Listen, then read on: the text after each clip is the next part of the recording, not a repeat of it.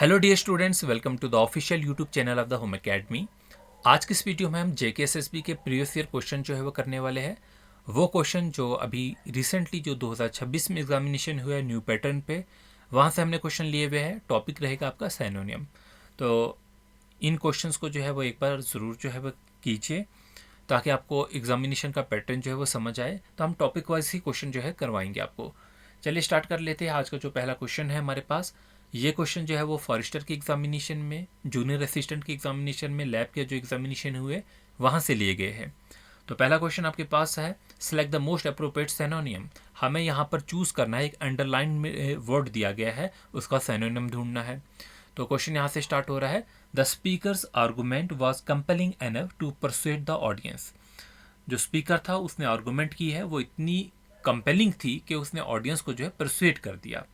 तो इसका कहने का मतलब है स्पीकर बहस कर रहा था और उसने जो बहस जो उसने की वो इतनी दिलकश थी, इतनी कायल कर देने वाली थी कि जो ऑडियंस वहाँ पर बैठी हुई थी वो उसकी बात जो है मानने पे मजबूर हो गई। तो यहाँ पर कंपेलिंग जो है वो सिंपल पता चल रहा है कि उसने कन्विंस कर दिया। ठीक है, तो कन्विंस भी जो होता है वो कायल करने को कहते हैं।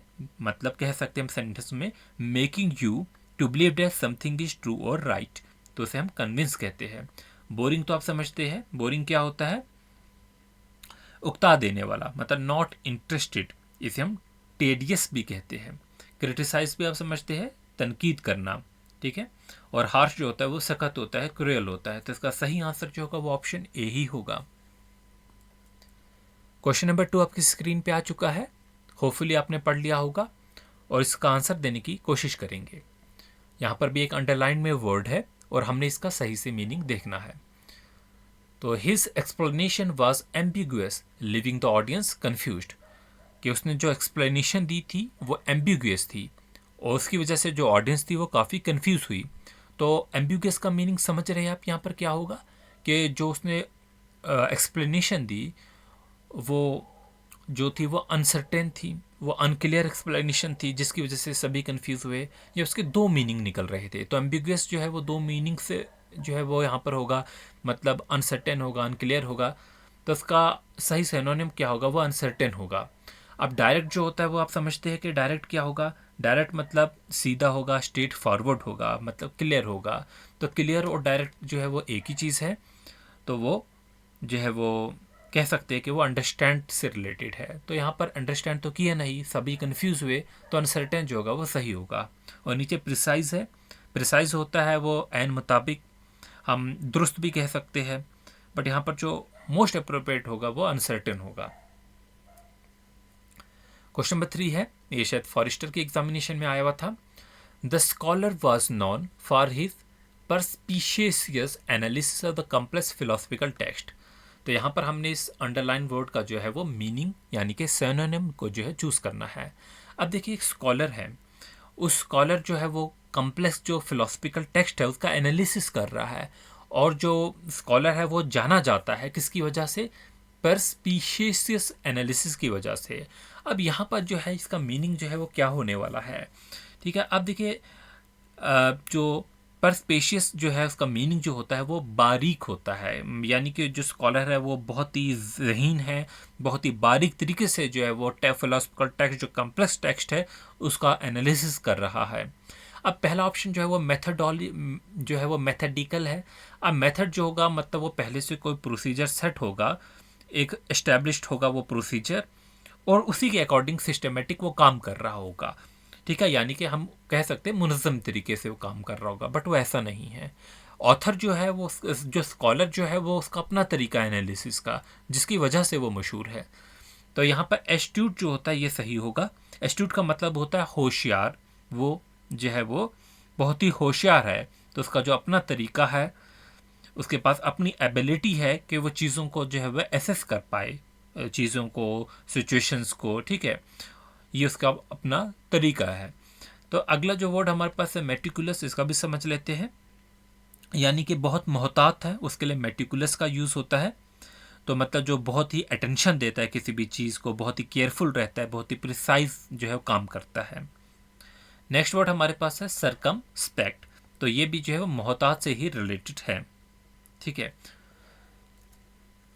अब यहाँ पर अगला क्वेश्चन है question number 4। The editor criticize the article for its prolix treatment of an otherwise simple topic. देखिए जो है प्रोलिक्स ट्रीटमेंट जो है वो क्या होता है, पहले तो समझेंगे कि क्वेश्चन क्या है। कि यहाँ पर आपको सिनोनिम चूज करना है, एक सेंटेंस है जो कि प्रोलिक्स है, एक वो अंडरलाइन वर्ड है, उसका हमें जो है मोस्ट अप्रोप्रिएट सिनोनिम देखना है। तो एडिटर जो है उसने क्रिटिसाइज किया एक आर्टिकल को, एक आर्टिकल लिखा गया है, एडिटर ने उसको जो है वो क्रिटिसाइज किया। किस वजह से उस आर्टिकल की तनकीद की गई है? क्योंकि वो जो आर्टिकल लिखा गया है वो प्रोलिक्स जो है वो उसका ट्रीटमेंट है, किया गया है। अब प्रोलिक्स जो है वो उसका मीनिंग जो है वो क्या होता है, मतलब वो आर्टिकल जो है वो बहुत बड़ा लिखा गया है, बहुत ही तवील लिखा गया है और जो है वो बहुत ही बोरिंग है, उकता देने वाला है। जिसको हम पढ़ते हैं, उस आर्टिकल को अगर हम पढ़ते हैं, एक तो उसकी लेंथ बहुत ज़्यादा है, जो पढ़ने वाला रीडर्स होता है वो तंग आ जाता है कि बहुत ही बोरिंग है, बहुत ही चीज़ों को बार बार एक्सप्लेन किया हो गया है। सिंपल जो सेंटेंस है जिसको एक लाइन में एक्सप्लेन कर सकते थे उसको 5 लाइनों में एक्सप्लेन किया गया है। तो ऐसी जो आर्टिकल लिखे जाते हैं उसको हम प्रोलिक्स ट्रीटमेंट कहते हैं। लेकिन यहाँ पर जो ऑप्शन है मोस्ट अप्रोप्रिएट चूज करना है, तो यहाँ पर ऑप्शन से कंफ्यूज हो सकते हैं। तो यहाँ पर जो है वो अच्छे से पढ़ेंगे, ऑप्शन क्या है, डिस्कर्सिव है।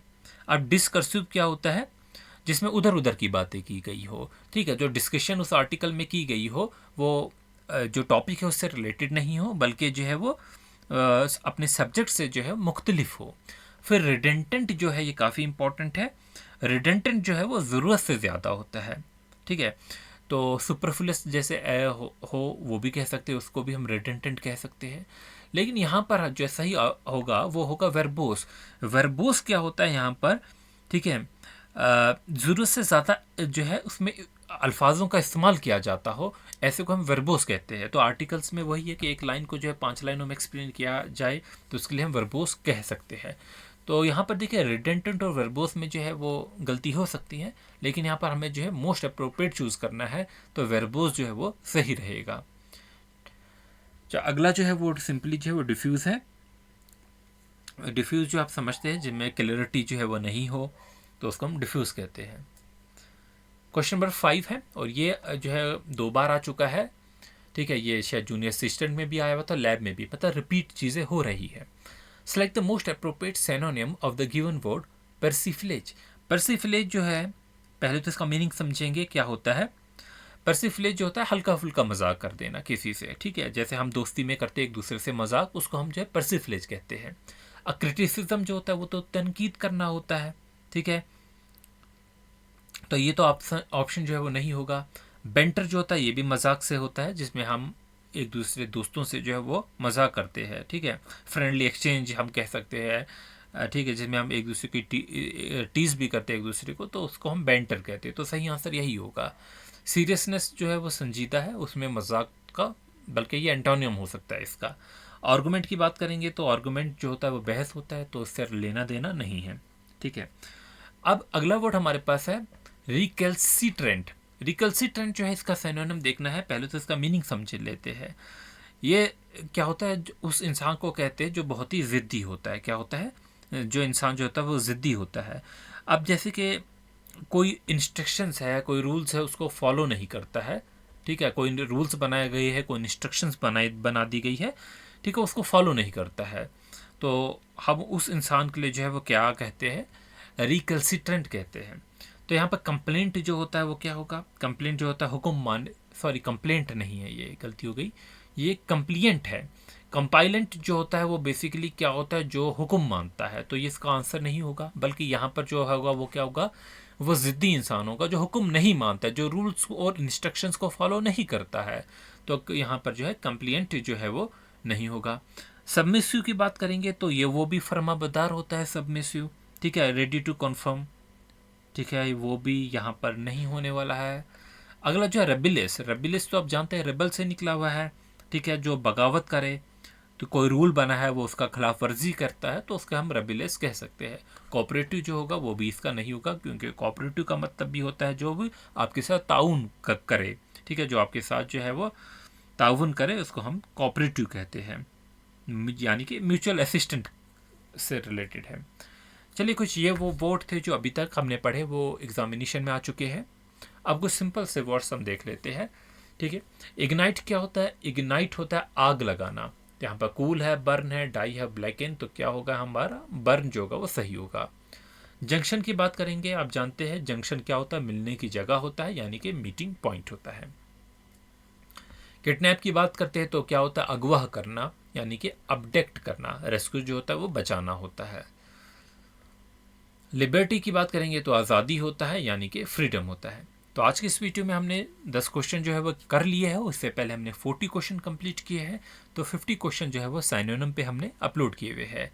तो वीडियो पसंद आती है तो आप ज़रूर अपने दोस्तों के साथ शेयर कीजिए और चैनल को सब्सक्राइब करना ना भूलिए। सारा स्टडी मटीरियल हमारी वेबसाइट पे अवेलेबल है, www.homeacademy.in पे आप जाके विजिट कर सकते हैं और हमें सोशल मीडिया अकाउंट्स पे फॉलो करना ना भूलें। Thanks for watching.